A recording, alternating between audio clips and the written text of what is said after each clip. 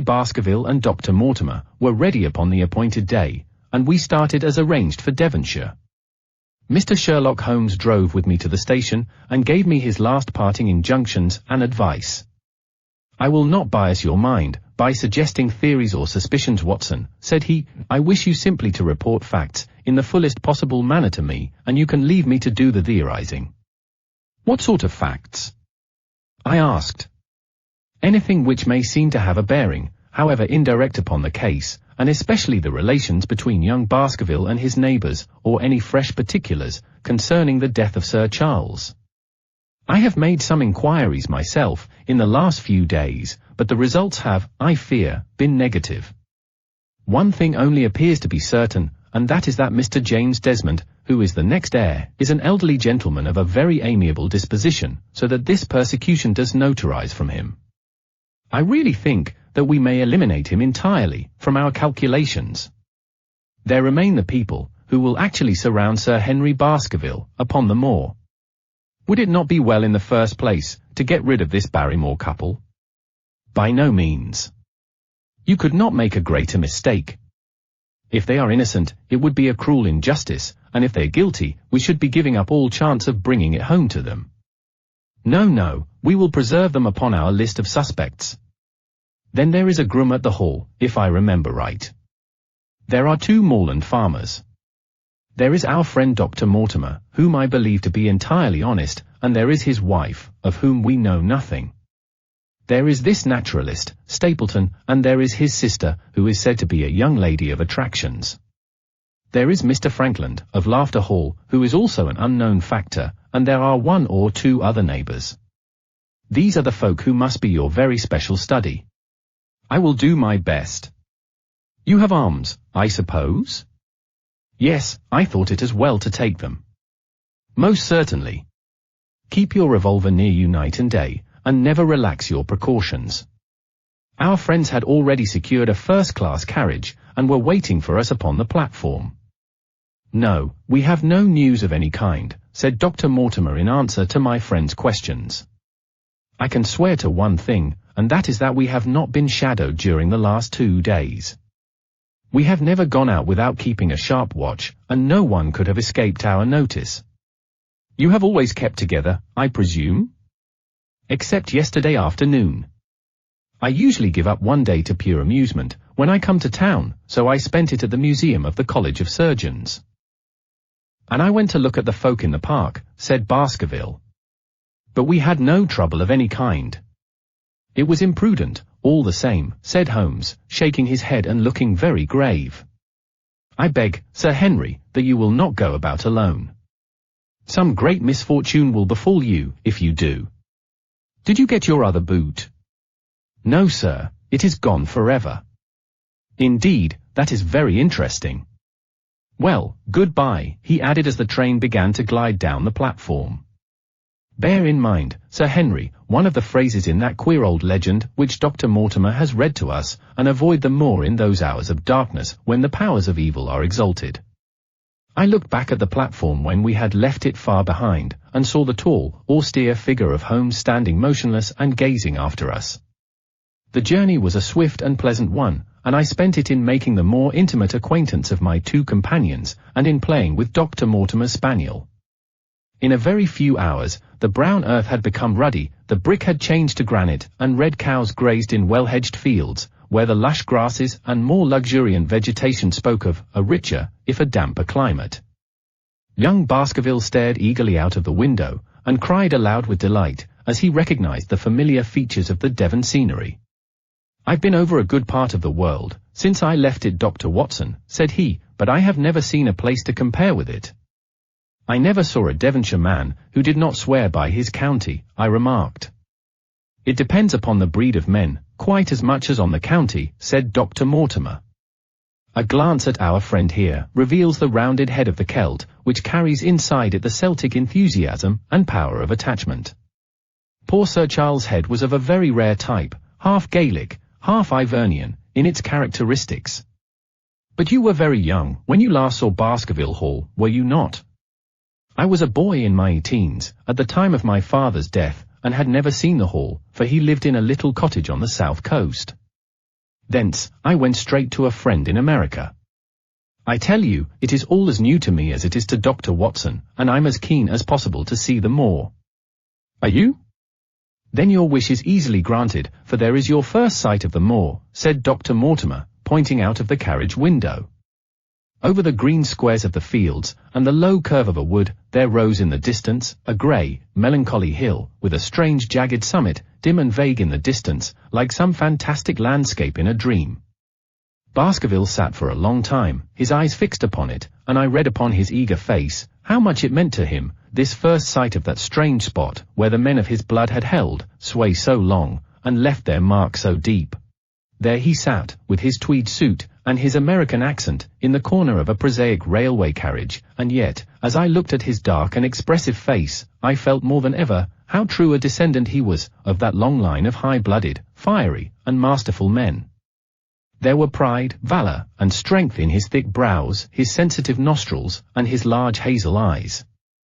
If on that forbidding moor a difficult and dangerous quest should lie before us, this was at least a comrade for whom one might venture to take a risk with the certainty that he would bravely share it. The train pulled up at a small wayside station, and we all descended. Outside, beyond the low white fence, a wagonette with a pair of cobs was waiting. Our coming was evidently a great event, for station master and porters clustered round us to carry out our luggage. It was a sweet, simple country spot, but I was surprised to observe that by the gate there stood two soldierly men in dark uniforms, who leaned upon their short rifles and glanced keenly at us as we passed.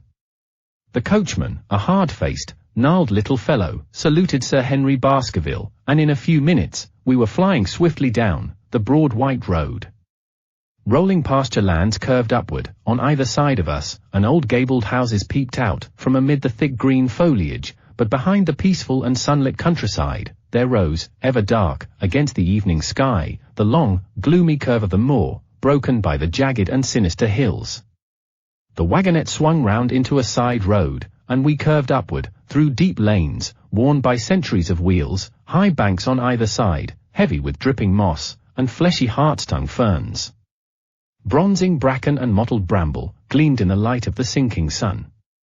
Still steadily rising, we passed over a narrow granite bridge, and skirted a noisy stream, which gushed swiftly down, foaming and roaring, amid the grey boulders. Both road and stream wound up, through a valley, dense with scrub oak and fir. At every turn, Baskerville gave an exclamation of delight, looking eagerly about him, and asking countless questions. To his eyes, all seemed beautiful, but to me, a tinge of melancholy lay upon the countryside, which bore so clearly the mark of the waning year. Yellow leaves carpeted the lanes, and fluttered down upon us, as we passed. The rattle of our wheels died away, as we drove through drifts of rotting vegetation, sad gifts, as it seemed to me for nature, to throw before the carriage of the returning heir of the Baskervilles. "Hello," cried Dr. Mortimer, "what is this?"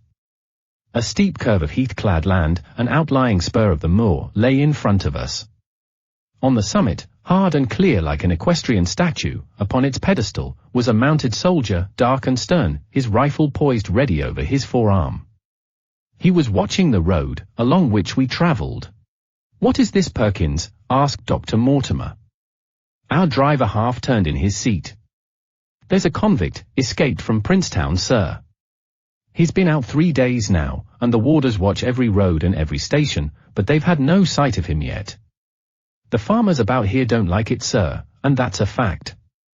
"Well, I understand that they get £5, if they can give information." "Yes, sir, but the chance of £5 is but a poor thing, compared to the chance of having your throat cut. You see, it isn't like any ordinary convict. This is a man that would stick at nothing." "Who is he then?" "It is Selden, the Notting Hill murderer." I remembered the case well, for it was one in which Holmes had taken an interest, on account of the peculiar ferocity of the crime, and the wanton brutality which had marked all the actions of the assassin. The commutation of his death sentence had been due to some doubts as to his complete sanity, so atrocious was his conduct. Our wagonette had topped to rise, and in front of us rose the huge expanse of the moor, mottled with gnarled and craggy cairns and tors. A cold wind swept down from it, and set us shivering. Somewhere there, on that desolate plain, was lurking this fiendish man, hiding in a burrow like a wild beast, his heart full of malignancy against the whole race, which had cast him out.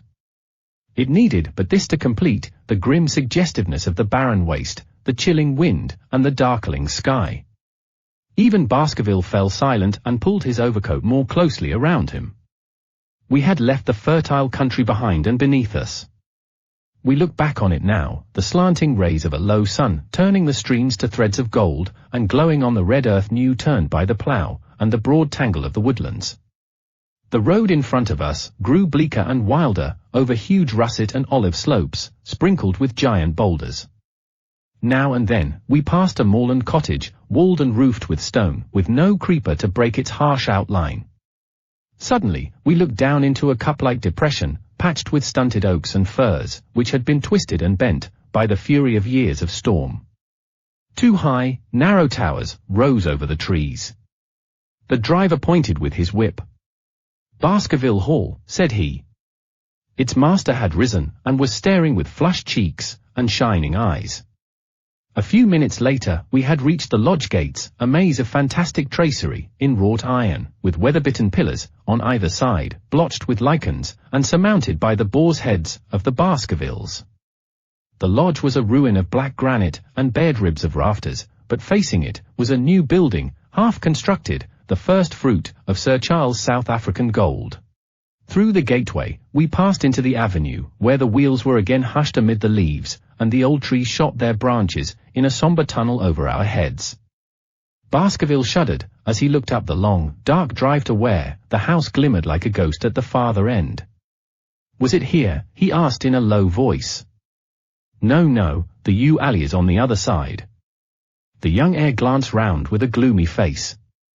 "It's no wonder my uncle felt as if trouble were coming on him in such a place as this," said he. "It's enough to scare any man. I'll have a row of electric lamps up here inside of 6 months, and you won't know it again, with 1,000 candle power Swan and Edison right here in front of the hall door." The avenue opened into a broad expanse of turf, and the house lay before us. In the fading light, I could see that the center was a heavy block of building, from which a porch projected. The whole front was draped in ivy, with a patch clipped bare here and there, where a window or a coat of arms broke through the dark veil.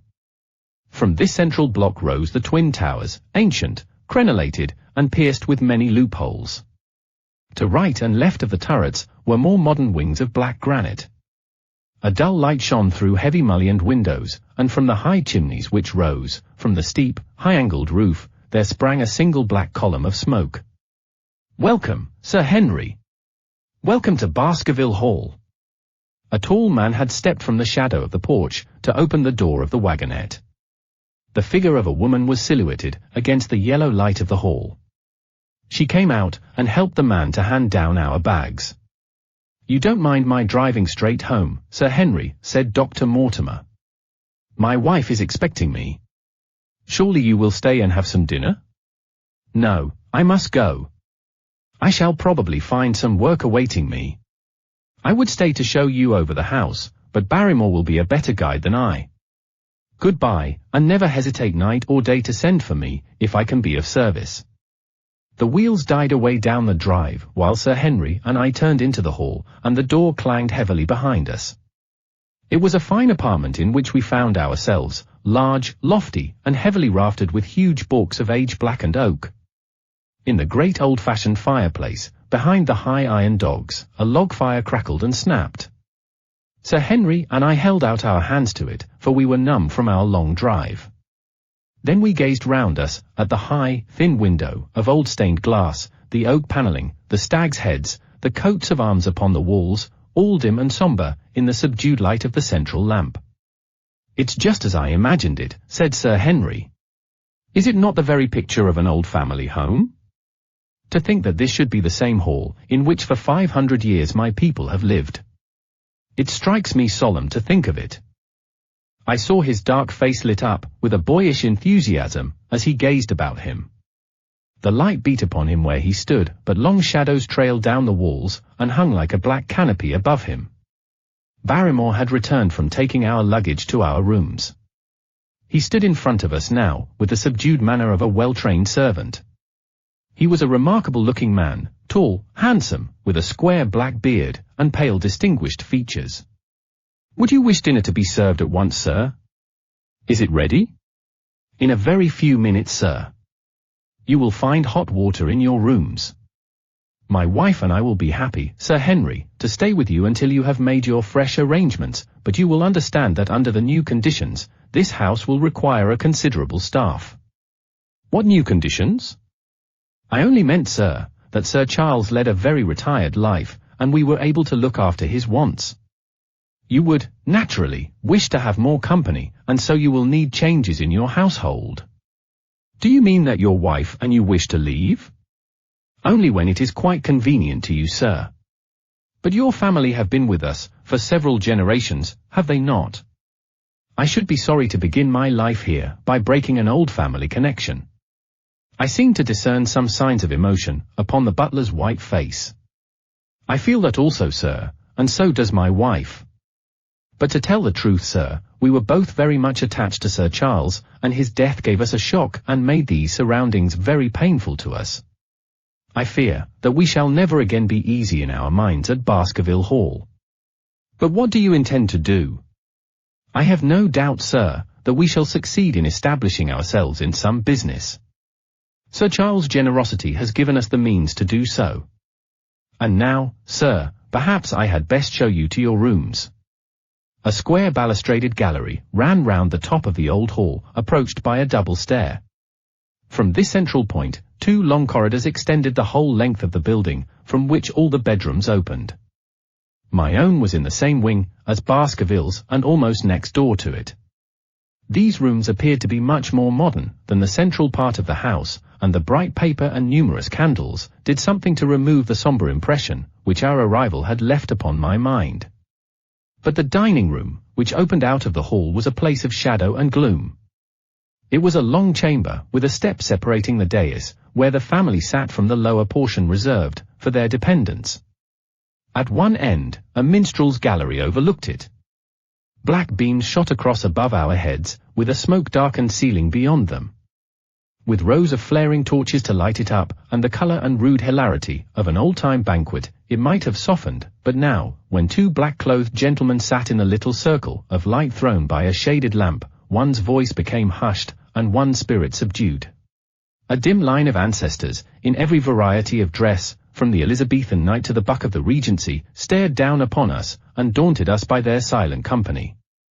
We talked little, and I for one was glad when the meal was over, and we were able to retire into the modern billiard room, and smoke a cigarette. "My word, it isn't a very cheerful place," said Sir Henry. "I suppose one can tone down to it, but I feel a bit out of the picture at present. I don't wonder that my uncle got a little jumpy, if he lived all alone in such a house as this. However, if it suits you, we will retire early tonight, and perhaps things may seem more cheerful in the morning." I drew aside my curtains before I went to bed and looked out from my window. It opened upon the grassy space which lay in front of the hall door. Beyond, 2 copses of trees moaned and swung in a rising wind. A half-moon broke through the rifts of racing clouds. In its cold light, I saw beyond the trees a broken fringe of rocks, and the long, low curve of the melancholy moor. I closed the curtain, feeling that my last impression was in keeping with the rest. And yet, it was not quite the last. I found myself weary and yet wakeful, tossing restlessly from side to side, seeking for the sleep which would not come. Far away, a chiming clock struck out the quarters of the hours, but otherwise, a deathly silence lay upon the old house. And then, suddenly, in the very dead of the night, there came a sound to my ears, clear, resonant, and unmistakable. It was the sob of a woman, the muffled, strangling gasp of one who is torn by an uncontrollable sorrow. I sat up in bed and listened intently. The noise could not have been far away, and was certainly in the house. For half an hour, I waited with every nerve on the alert, but there came no other sound, save the chiming clock and the rustle of the ivy on the wall.